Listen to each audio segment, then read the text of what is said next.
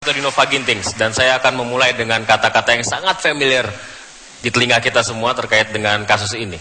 Kasus yang subur memasuki babak baru. Kira-kira seperti itu bunyinya. Dan babak baru itu barangkali adalah fatwa MUI yang menyatakan bahwa yang subur tidak sesuai dengan ajaran agama terkait dengan poligami yang dilakukannya dan juga praktek perdukunan. Tapi sesungguhnya ancaman pidana itu muncul dari pihak Adi Bing Slamet. Nah, kebetulan di sini sudah ada kuasa hukum Mas Adi. Sampai sejauh ini, Pak Mahendra, apa saja gugatan atau aduan yang sudah disampaikan ke pihak polisian terkait dengan yang subur? Begini, di dalam pidana itu ancaman tidak bisa datang dari seseorang.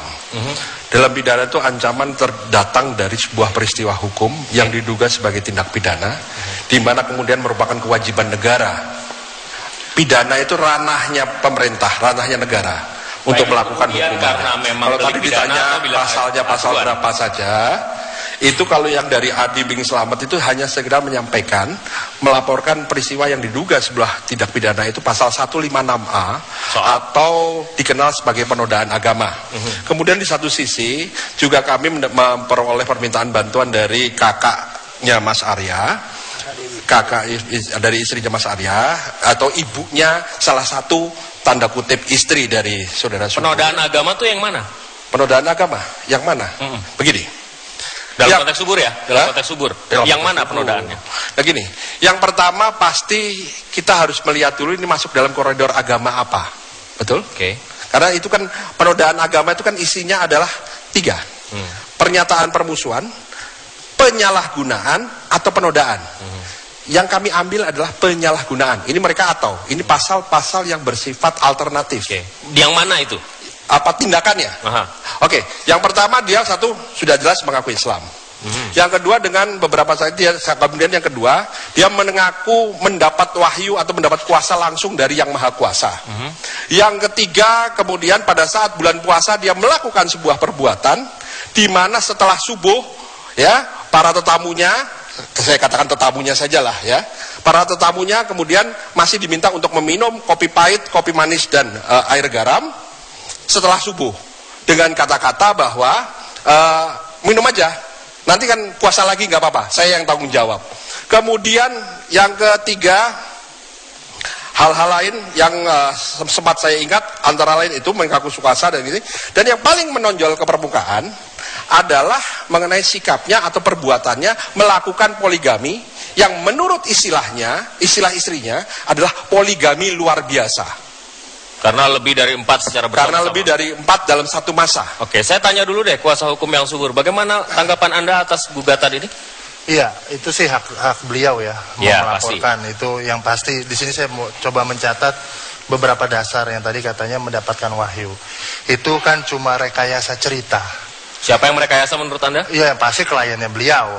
Adi Bing Slamet. Karena kenapa? Sejak awal daripada permasalahan ini tidak pernah ada ungkapan itu, dan kemudian tidak ada juga di MUI itu diungkapkan, gitu loh. Ketika memang bicara pokok permasalahan yang awal itu kan masalah perdukunan.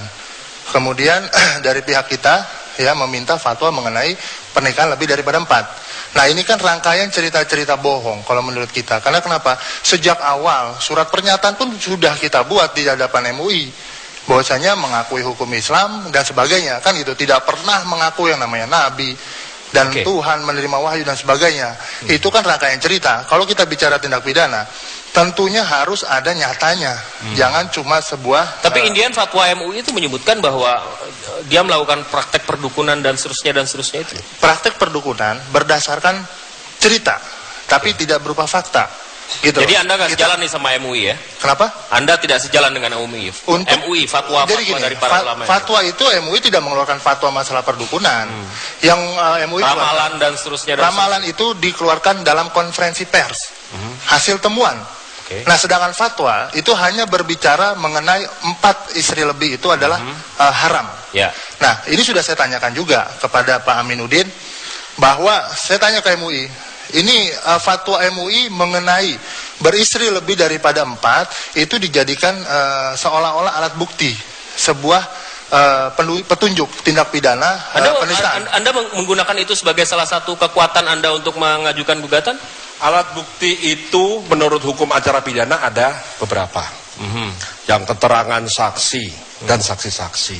Kemudian ada yang surat, ada yang kemudian keterangan. Fatwa itu termasuk nggak? Fatwa tersebut termasuk pendapat atau keterangan ahli. Dan bisa dipakai sebagai bukti. Bisa. Berbeda Dan itu memang di pengadilan dipakai. Jadi, saya sudah tanyakan kepada MUI, menjelaskan bahwa itu tidak berkaitan dengan penistaan agama, gitu loh. Itu bukan sebuah alat bukti menunjukkan atau keterangan saksi menunjukkan adanya penistaan agama.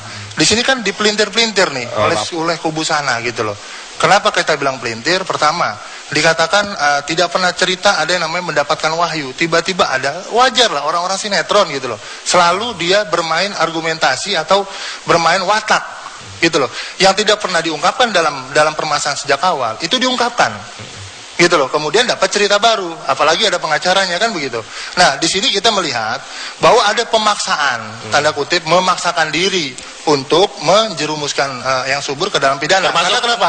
Karena karena di sini saya melihat yang tahu laporannya itu. Karena kita melihat Sebentar Pak. Karena kita melihat di sini ada sebuah dendam.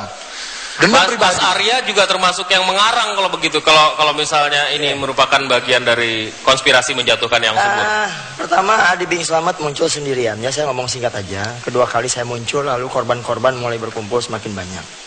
Saya tidak berbicara secara hukum negara karena saya bukan pengacara. Saya nggak ngerti pasal-pasal. Saya hanya berbicara atas pengalaman saya 7 tahun di sana.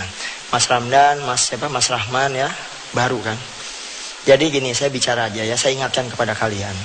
Semua utusan subur, ya, yang diutus oleh subur, awalnya diberi apapun. Tapi kalau gagal, endingnya adalah kematian. Jadi selamat, tunggu Anda ya. Sebentar lagi kematian akan... Berarti gini, berarti sesungguhnya yang mengancam itu bukan subur, tapi manusia ini, gitu. Bukan. Bang Rahman, dia tidak mengancam. Sebentar, ini Bang Rahman masuk takut kematian kejadian yang pernah terjadi. Jadi begini ya. Sebentar, pemandu debatnya nggak apa-apa kan? Mudah-mudahan nggak apa-apa ya. Jadi begini Mas ya. Sebenarnya ada yang bisa kita katakan bahwa sebagian orang yang kurang kerjaan. Persoalan fatwa Majelis Ulama itu adalah merupakan upaya dari pihak kita meminta kepada Majelis Ulama untuk bisa menerbitkan sebuah produk, yaitu produk fatwa Majelis Ulama. Majelis Ulama mengeluarkan fatwa 17/2013 tanggal 19 dan kemudian konferensi pers mengeluarkan lagi pada tanggal 22 April. Di dalam fatwa 17/2013 tanggal 19 April itu mengatakan bahwa 8 tinggalkan 4. Kemudian ada lagi konferensi pers tanggal 22 April mengatakan bahwa 567 ya. Karena pertentangan itulah dalam redaksional kita tanya kepada Majelis Ulama dengan surat dari kantor advokat Made Rahman Marasaifis, bukan dari TPM ya, dari kantor advokat Made Rahman. Ya kalau TPM kan ini kan satu jalur. Iya. Ya. Oh enggak lain. Nanti kita enggak. Memang dia saya besarkan dia di TPM, bukan dia besarkan saya. Ya. Saya berantem di TPM untuk dia, bukan dia berantem buat saya. Iya. Makin subur dulu jangan TPM dulu. Saya berantem buat kau, bukan kau berantem buat saya. Ya. Itu aja. Jangan bicara begitu. Bukan, kalian bawa ini ustadz untuk melegitimasi Anda. Ya? Ayo. Iya begitu aja. Kembali ke tempatnya. Kenapa? Kembali ke tempatnya. Kau bilang kami akan kembali sesaat lagi, tetaplah bersama kami.